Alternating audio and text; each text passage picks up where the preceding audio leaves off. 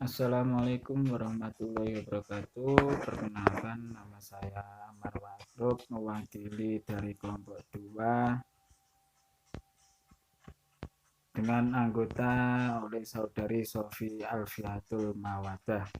Saya dengan NIM 206-2054 dan Mbak Sofi dengan NIM 206-2042 akan membawakan materi tentang perpustakaan dengan judul Organisasi dan Manajemen Perpustakaan.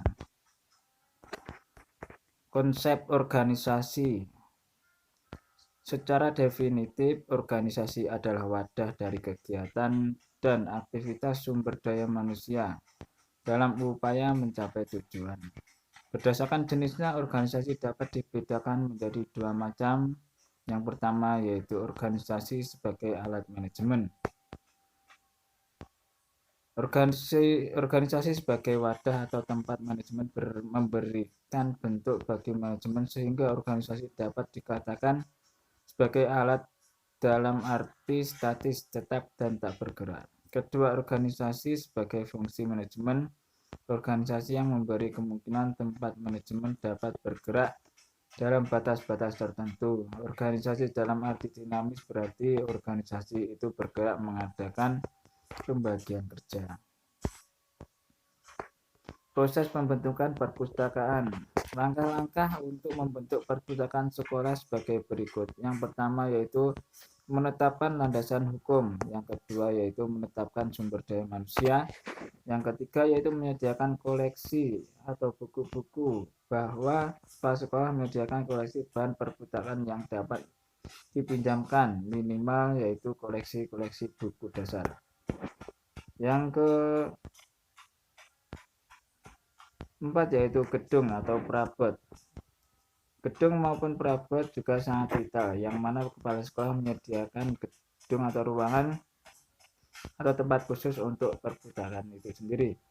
Yang terakhir yaitu menyediakan dan memprogramkan anggaran, bahwa kepala sekolah menyediakan dan memprogramkan anggaran tetap untuk penyelenggaraan perpustakaan sekolah, termasuk di dalamnya mengembangkan bahan.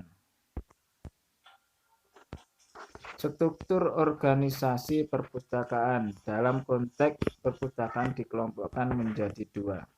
Yang pertama yaitu layanan teknis, yaitu kegiatan pengadaan dan pengolahan bahan perpustakaan. Kedua yaitu layanan pengguna, yaitu kegiatan yang memberikan layanan kepada pengguna perpustakaan seperti layanan sirkulasi, peminjaman, dan layanan rujukan referensi, dan layanan membaca. Kemudian untuk melaksanakan kegiatan tersebut, perpustakaan sekolah dipimpin oleh kepala perpustakaan sekolah yang ditetapkan berdasarkan surat tugas atau surat keputusan kepala sekolah. Kepala perpustakaan sekolah dalam melaksanakan tugasnya dibantu oleh tenaga yang bertugas melaksanakan fungsi layanan teknis dan layanan pengguna selanjutnya. Tenaga pelaksana fungsi layanan teknis dan layanan pengguna bertanggung jawab kepada kepala perpustakaan. Manajemen perpustakaan. Manajemen adalah suatu proses pengelolaan dan pemanfaat sumber daya manusia dan sumber daya lainnya untuk dapat mencapai tujuan organisasi atau lembaga yang telah ditentukan dengan efektif dan efisien. Sedangkan perpustakaan menurut istilah adalah suatu unit kerja dari suatu badan atau lembaga tertentu yang mengelola bahan pustaka, baik berupa buku-buku maupun bukan berupa buku yang diatur secara sistematis menurut aturan tertentu sehingga dapat digunakan sebagai. Manajemen perpustakaan adalah proses pemanfaatan sumber daya manusia dan sumber daya lainnya untuk dapat mengelola bahan pustaka, baik berupa buku maupun non-buku, sehingga dapat digunakan sebagai bahan informasi oleh setiap pemakainya.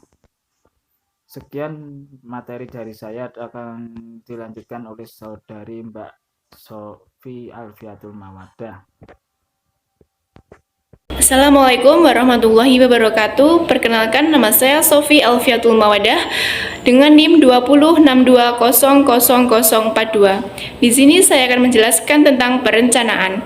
Perencanaan merupakan titik awal berbagai aktivitas organisasi yang sangat menentukan keberhasilan organisasi.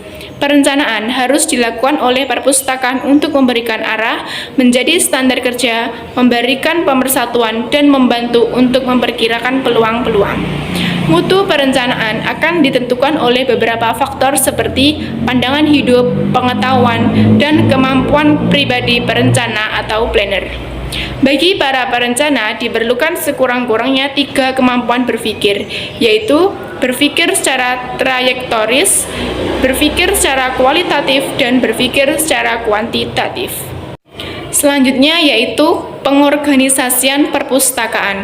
Pengorganisasian yakni fungsi yang dijalankan para manajer di semua tingkatan. Hal pengorganisasian bukanlah struktur organisasi, melainkan terorganisasinya semua aktivitas sehingga tugas dan fungsi berjalan dengan baik untuk mencapai tujuan organisasi. Pengorganisasian dilaksanakan dengan tahap sebagai berikut. Yang pertama, penstrukturan. Yang kedua, pemilihan dan petunjukan staf. Yang ketiga, fungsionalisasi. Yang keempat, kepala unit kerja. Yang kelima, tanggung jawab manajer perpustakaan. Selanjutnya yaitu koordinasi.